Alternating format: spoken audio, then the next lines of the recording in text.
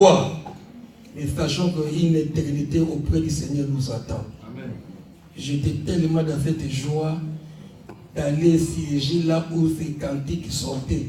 Ma joie était d'entendre ce que nous chantons à l'église. Développe ce ministère des cantiques. Et nous disions que dans l'éternité, il n'y aura plus de prêche.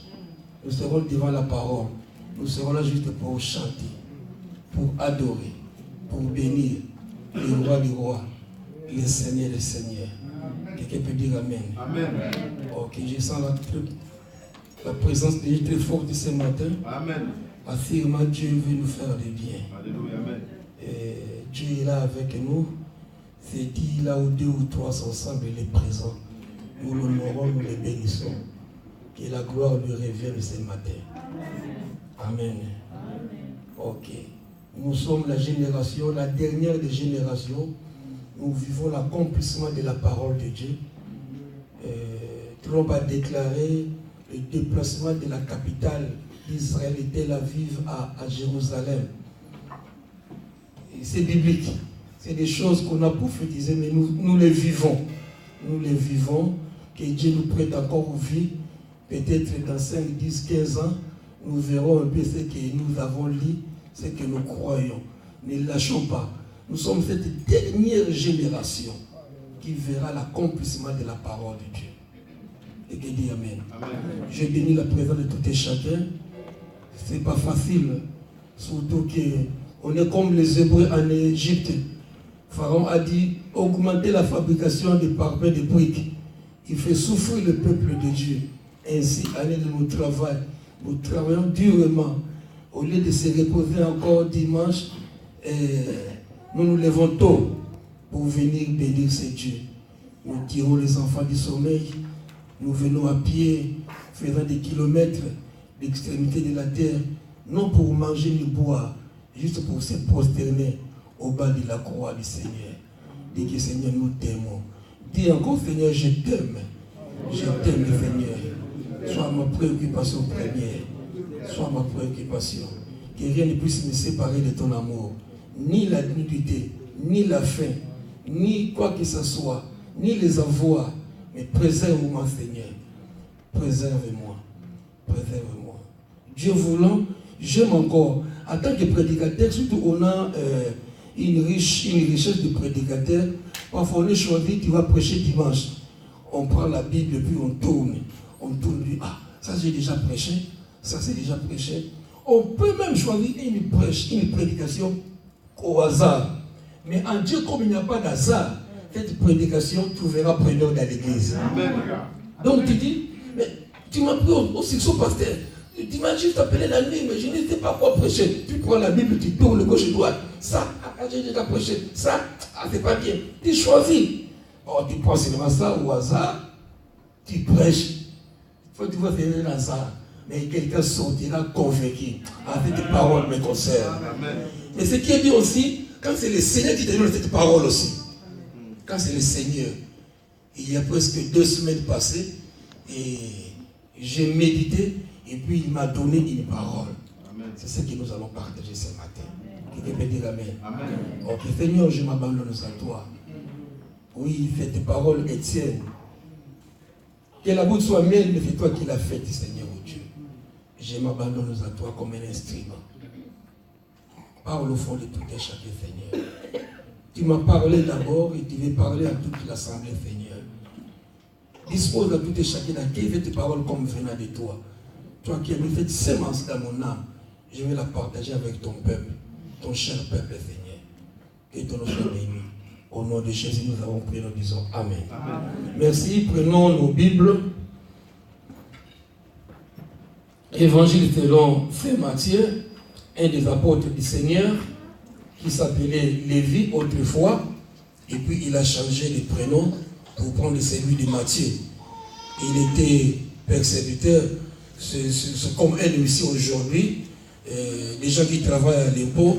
Il était hébreu juif, mais travaillant pour le compte des Romains, sachant qu'à l'époque, Rome antique, pas l'Italie, mais Rome, empire romain, c'est-à-dire à peu près comme l'Europe d'aujourd'hui, la communauté européenne d'aujourd'hui. dominé par les Européens et dominé le Moyen-Orient, occupé, c'est un peu comme, entre guillemets, les Rwandais qui occupent le Congo. Donc Rome occupée. Et c'était vu de mauvais nez. Toi, Congolais, on l'appelle même des collabos. Si tu es Congolais, tu travailles au gouvernement, ça doit être un collabo. Il travaille pour le compte des Rwandais.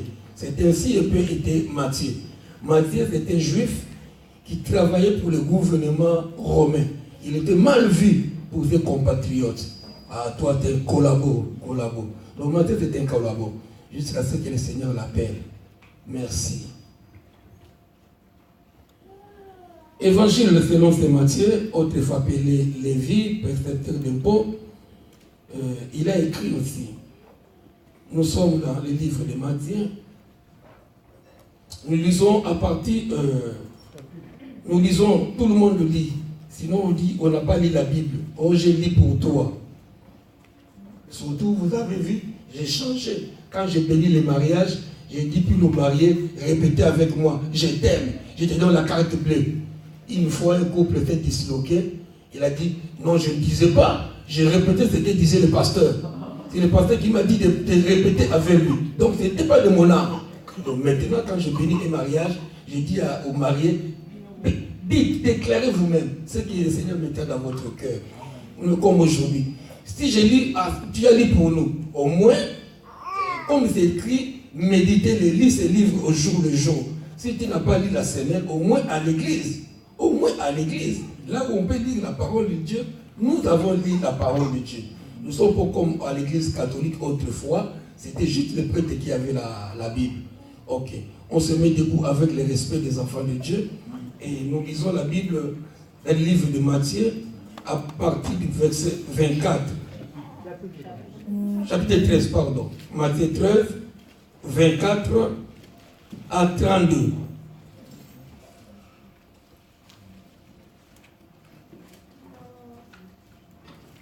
Matthieu 13, 24 à 32. Ok. Nous lisons tous à 3. 1, 2, 3.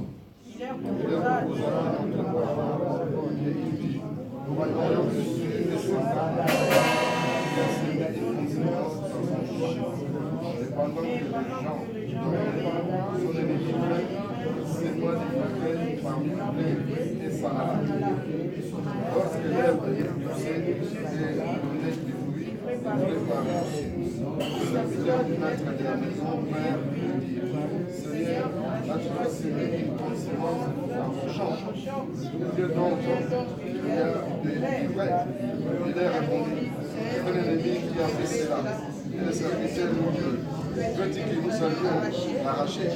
Non, dit-il, le peuple t'avança en arrachant le laissez votre descendre l'un de l'autre jusqu'à la moisson. Et avec la moisson, arrachez d'abord les brèches, et là et arrachez d'abord la brûlée, mais avancez le feu dans le grenier.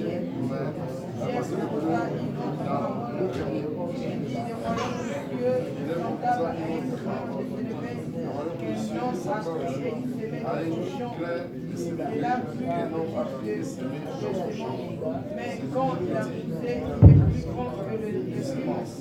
Quand il a poussé, il est plus grand de sorte que les oiseaux du ciel viennent habiter dans leurs tranches. Il a dit cette parabole, le royaume des cieux est semblable. Amen. Amen. Acclamons la parole et prenons place. Ok. Donc, c'est l'enseignement du Seigneur. C'est des grands enseignements. Il a enseigné dans Matthieu 5, les béatitudes. Souvent, nous prêchons les faits. Il est la parole. Quand nous prêchons, qu'est-ce qu'on a prêché dimanche? La femme courbée. Ce sont des faits. La femme qui avait la perte de sang, puisque c'est lui la parole. On le prêche, après, la parole prend des effets. Mais ça, ce sont des enseignements lui-même qui mettent. Il a enseigné à son église, à ses disciples. Ok. Merci, parce qu'un jour, Gilles a défini qu'est-ce qu'est une parabole. Et une parabole, on le trouve beaucoup aussi dans nos coutumes. Les Kingana là. Je ne sais pas dans l'autre langue comment on le dit. Ce sont des proverbes, des phrases. On ne le comprend pas comme on l'entend. Mais il a une vérité, un enseignement caché derrière. Parabole. Donc, on dit la phrase, toi tu ne le comprends pas comme tu l'entends, mais il y a une vérité et un enseignement. Assurément, Papa Gary Moukoko, lui, il est grand palabreur. Lui qui parle de Kinzonzi, il en connaît. Ce sont des gens qui jettent un peu des paroles. Et vous êtes là, et c'est pour être champion. Si l'autre, quand il jette une parole, toi, tu lui réponds encore. Et vous, dans l'assistance, vous ne comprenez rien. Mais les grands, dans leur sagesse, ils comprennent, ça veut dire ça, ça veut dire ça. Assurément, même Roger, il connaît pour quelque chose. Les gens qui ont étudié en province, et ils savent quand même. Ok. C'est le Seigneur qui propose une parabole. Il en propose même 3 concernant la sémence. Donc, nous voyons, c'est Matthieu 13 qui commence par... première parabole, c'est la parabole du semeur. On en connaît. Un semeur jeta de la sémence au pied des pieds de la boue, ainsi de suite. Et puis, il m'a mené à 3 sémences. Pourquoi il a insisté sur la sémence? C'est là où le Seigneur insiste un peu sur la sémence. Ok. La sémence, c'est parfois une sémence, c'est une graine, à bon africain, né au bled. On a connu des semences, disait encore un blanc. Pourquoi vous venez ici? Vous avez la bonne terre. Il me demande, c'est blanc, tu connais la mangue? Oui, je connais la mangue. C'est la mangue, c'est partout en Afrique. Il dit, chez vous, tu manges la mangue. Tu connais les noix de la mangue? Oui. Tu jettes comme ça. Tu jettes dans le vide, dans la nature. Tu passes 3-4 jours, tu reviens, la mangue a poussé. On a la bonne terre. Ici, va creuser quand même. Va creuser et tu vas voir qu'ils n'ont pas la bonne terre.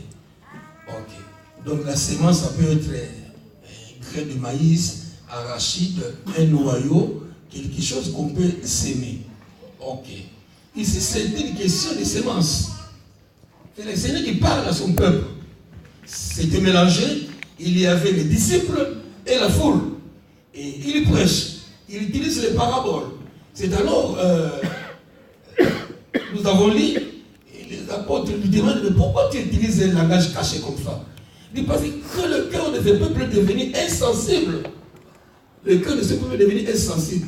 Ils ont endurci leurs oreilles. Ils ont fermé leurs yeux. Depuis qu'ils ne voient pas de leurs yeux, ils n'entendent de leurs oreilles. Ils ne comprennent ce qu'est leur cœur. Ils ne comprennent. Ils se convertissent. Mais heureux sont vos yeux parce qu'ils voient et vos oreilles parce qu'ils entendent. Vous entendez, vous allez comprendre. Je disais, le Seigneur propose une autre parabole. Donc, un récit où il faut tirer un enseignement. Il dit, bien-aimés, les royaumes des cieux, ceux qui hériteront le paradis, les enfants de Dieu, ils sont semblables à un homme. Un homme qui est sorti le matin, il a semé, répète avec moi, une bonne semence. Oh, une bonne semence. Oh, en tant que bon Africain, assurément, on a connu l'agriculture, on a semé. Voilà cet homme sous le soleil.